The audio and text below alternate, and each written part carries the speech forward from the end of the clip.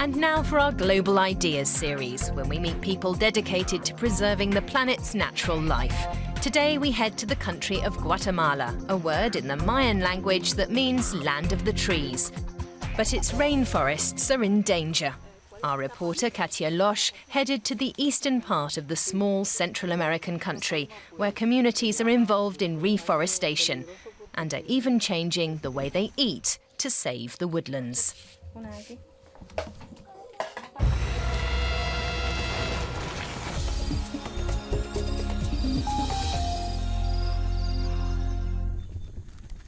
It's the children's job to fetch water in Santa Rosa Balandra, a village in eastern Guatemala. At least these kids don't have a long way to go. Deyner, Kaylee, Lexi and Deyner Jimenez live close to the stream. All 6 children in the family help with the chores. Well, almost all. And there's a lot to do, which is good. There's always something to harvest on the family's plot of land, and they have enough to eat. It wasn't always that way.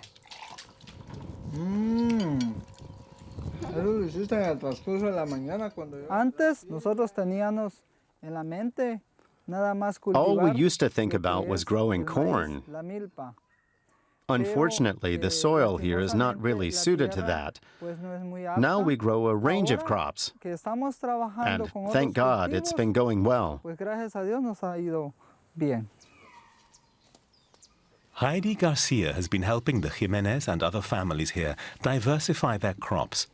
She works for an NGO called Defensores de la Naturaleza, Defenders of Nature.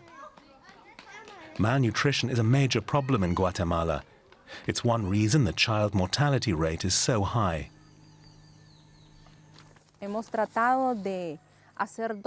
We try to do 2 things. 1, bring back vegetables and plants that were once part of traditional farming here, but that have now fallen out of favor. And 2, introduce new varieties that are more nutritious, but that nobody here has ever eaten before. The idea is for each family to eventually grow a whole lot of different things on their plot.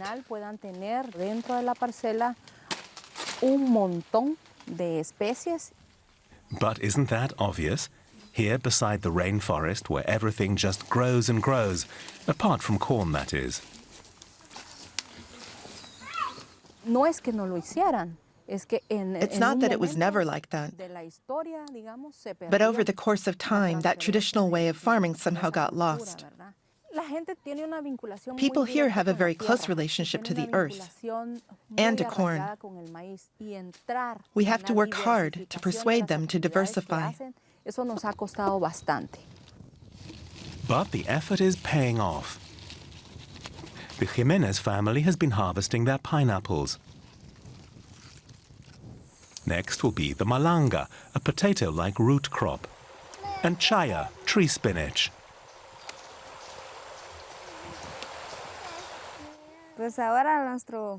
Our favorite meal is chaya with stuffed plantain.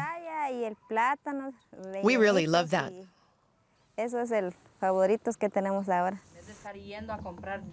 Before people learn to love a new food, they have to try it. Petrocinia Jimenez teaches a cookery class for the women of the village and prepares dishes with the various new plants.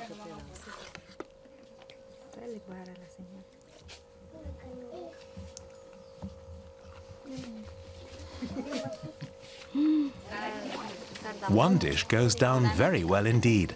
Cocoa beans cooked with spices and sugar, then dried on a banana leaf. Cocoa has been a traditional foodstuff here for centuries. More cacao trees are being planted to try to protect the rainforests. The name Guatemala is derived from the Mayan word for land of many trees. But today, 2/3 of the country's forests have been destroyed. Cornfields are taking over, and along the shores of Lake Izabal there are palm plantations. Palm oil has become a huge business. Things are different in Santa Rosa Balandra. Here they're planting new trees, and in their shade the Jimenez family is growing cacao. The strategy is called agroforestry, It involves growing crops among trees. Agroforestry systems are good for the environment, and they bring economic advantages as well. Families don't have to encroach on the forest to plant crops, and that helps protect the forest.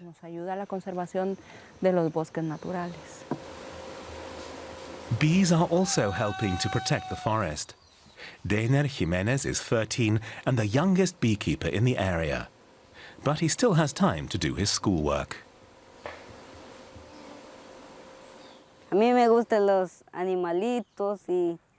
I like these little animals and how you can work with them. I want to go to college. I can earn money with the bees. I sell their honey, and that'll pay for my education. But the bees only make honey if they can find enough nectar in the forest.